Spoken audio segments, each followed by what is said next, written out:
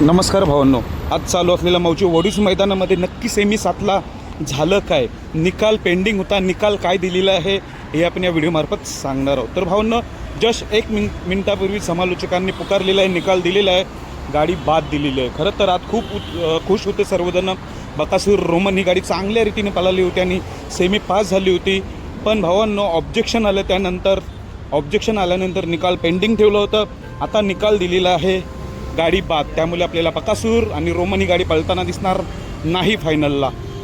कारण काय, तर कारण असं ऑब्जेक्शन होतं की शेपूट चावले, म्हणजे सुट्टीच्या आधी आपण बघतोय सेमी 7 सुटल्यापासून निकालापर्यंत शेपूट चावलेलं दिसत नाही आहे.